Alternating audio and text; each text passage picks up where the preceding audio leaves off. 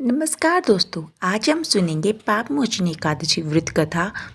पापमोचनी एकादशी का व्रत चैत्र महीने के कृष्ण पक्ष में किया जाता है और यह व्रत सभी पापों का नाश करने वाला है। आइए सुनते हैं व्रत कथा। बोलिए विष्णु भगवान की जय हो, लक्ष्मी माता की जय हो। एक समय अर्जुन ने हाथ जोड़कर भगवान कृष्ण से कहा, हे मधुसूदन, आपके मुख से मैंने फागुन मास की आमलकी एकादशी की कथा सुनी। अब आप मुझे चैत्र माह के कृष्ण पक्ष की एकादशी के बारे में बताइए। इस एकादशी का क्या नाम है और इसमें किस देवता का पूजन किया जाता है? इस एकादशी के व्रत का क्या विधान है? सारी बातें मुझसे विस्तार में कहिए। तब भगवान कृष्ण के कहा, हे अर्जुन, एक बार यही प्रश्न राजा मानदाता ने लोमस ऋषि से किया था। जो कुछ लोमस ऋषि ने राजा मानदाता से कहा वही आज मैं तुम्हें सुनाता हूँ। राजा मानदाता ने लोमस ऋषि से पूछा कि हे ऋषिवर, मनुष्य अपने पापों का मोचन किस प्रकार कर सकता है? अपने पापों से किस प्रकार मुक्ति पा सकता है? कृपा करके कोई ऐसा सरल उपाय बताइए जिससे सहज ही पापों से छुटकारा मिल जाए। तब लोमस ऋषि ने कहा, हे राजन, चैत्र माह की कृष्ण पक्ष में पड़ने वाली एकादशी का नाम पापमोचनी एकादशी है। इस व्रत को करने से मनुष्य के सभी पाप नष्ट हो जाते हैं। जाने अनजाने में किए गए सभी पापों का नाश पापमोचनी एकादशी का व्रत करने से हो जाता है। मैं आपसे इस व्रत की कथा कहता हूँ, आप ध्यान से सुनो। प्राचीन समय में चैत्र रथ नाम का एक वन था। उस वन में अप्सराएं किन्नरों के साथ विहार करती थी।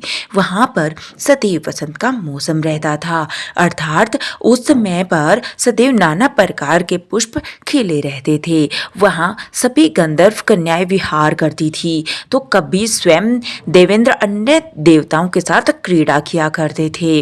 उसी वन में मेधावी नाम के एक ऋषि भी तपस्या में लीन रहते थे। मेधावी ऋषि भगवान शिव के भक्त थे। ऋषि की तपस्या को देखकर देवराज के मन में भय उत्पन्न हुआ। तब उन्होंने अनेक अप्सराओं को ऋषि की तपस्या भंग करने के लिए भेजा, लेकिन उनमें से कोई भी सफल नहीं हुआ। तब एक दिन मंजू कोश नाम की एक अप्सरा ऋषि की तपस्या भंग करने के लिए आई और ऋषि से कुछ दूरी पर बैठकर वीणा बजाकर मधुर स्वर में गाने लगी। उसी समय शिव भक्त ऋषि को कामदेव भी जीतने का प्रयास करने लगे। तब कामदेव ने अप्सरा की सहायता की और सुंदर अप्सरा के भ्रू का धनुष बनाया, कटाक्ष को उनकी प्रतिज्ञा बनाई और नेत्रों को मंजू भोक्षा अप्सरा का सेनापति बनाया। इस तरह से कामदेव अपने शत्रु पर विजय प्राप्त करने के लिए तैयार थे। उस समय मेधावी ऋषि युवावस्था में थे और काफी हष्ट पुष्ट थे। उन्होंने योग पवित्र और दंड धारण कर रखा था। वे स्वयं दूसरे महादेव के समान प्रतीत होते थे। उस मुनि को देखकर कामदेव के वश में हुई मंजू भोक्सा ने धीरे धीरे मधुर वाणी से वीणा का गायन आरंभ कर दिया। तो महर्षि मेधावी मंजू गधा के मधुर गायन पर और उनके सौंदर्य पर मोहित हो गए। वह अप्सरा मेधावी मुनि को कामदेव से पीड़ित जानकर उनका आलिंगन करने लगी। महर्षि मेधावी उस अप्सरा के सौंदर्य पर मोहित हो गए और शिव रहस्य को बिल्कुल भूल ही गए। तपस्या छोड़कर काम के वशीभूत होकर अप्सरा के साथ रमण करने लगे। काम के वशीभूत होने के कारण मुनि को दिन रात का कुछ भी ज्ञान नहीं रहा। दीर्घ काल तक वे दोनों रमण करते रहे। बहुत समय बाद मंजू घोषा ने मुनि से कहा कि हे ऋषिवर, अब मुझे आए बहुत समय हो गया है, अतः आप मुझे स्वर्ग जाने की आज्ञा दें। अप्सरा की बात सुनकर ऋषि ने कहा, अरे मोहिनी, संध्या को ही तो तुम आई हो, थोड़ा समय और ठहरो, प्रातःकाल होने पर चली जाना। ऋषि के ऐसे वचनों को सुनकर अप्सरा उसके साथ रुक गई। उसे डर था कि अगर उसने मना किया तो कहीं ऋषि उसको योग बल से उसे भस्म ना कर दे। इस तरह से दोनों ने साथ साथ बहुत लंबा समय व्यतीत किया। मंजू कोश ने फिर एक दिन ऋषि से कहा, हे विप्र, अब मुझे आप स्वर्ग जाने की आज्ञा दें। तब मुनि ने फिर यही कहा, रूपसी, अभी तुम्हें आए अधिक समय नहीं हुआ है, प्रातःकाल होने पर चली जाना। क्योंकि मुनि को वह अप्सरा समय में केवल एक रात्रि के समान प्रतीत हो रहा था। मुनि की बातें सुनकर अप्सरा ने कहा, हे ऋषिवर, आपकी रात्रि तो बहुत लंबी है। आप स्वयं विचार कीजिए कि मुझे आपके पास आए कितना समय हो गया है। क्या अब और अधिक समय तक ठहरना उचित होगा? अप्सरा की बात सुनकर मुनि को समय का बोध हुआ और वे गंभीरता से विचार करने लगे। तब उन्हें समय का ज्ञान हुआ कि उन्हें रमण करते 57 वर्ष व्यतीत हो चुके हैं। अब तो हे उस अप्सरा को फल रूप समझने लगे। इतना अधिक समय भोग विलास में व्यर्थ चला जाने पर उन्हें बड़ा क्रोध आया। भयंकर क्रोध में जलते हुए तप का नाश करने वाली उस अप्सरा की तरफ मुनि भ्रिकुटी तान कर देखने लगे। क्रोध के कारण उनके होठ कांप रहे थे और इंद्रियां अनियंत्रित हो रही थी।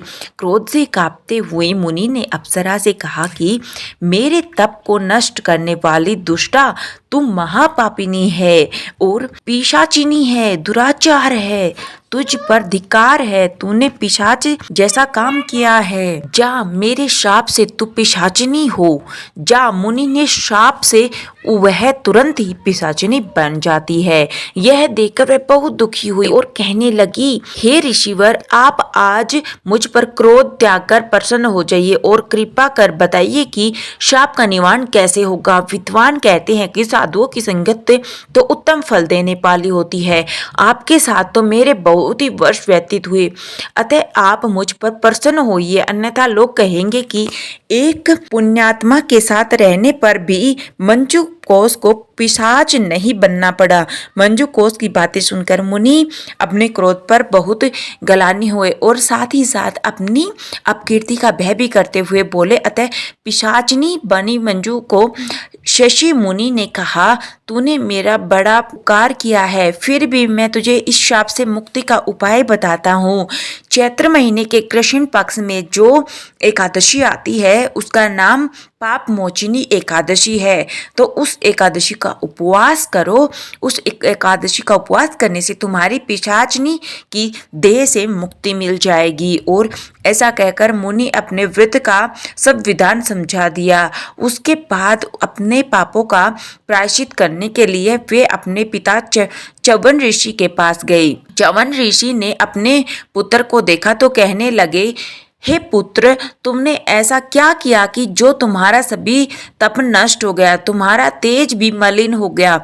तब मेधावी मुनि ने लज्जा से अपना सिर झुकाया और कहा कि हे पिताजी, मैंने एक अप्सरा के रमन करके बहुत बड़ा पाप किया और इसी पाप के कारण मेरा सारा तेज और मेरे सारे तप नष्ट हो गए हैं।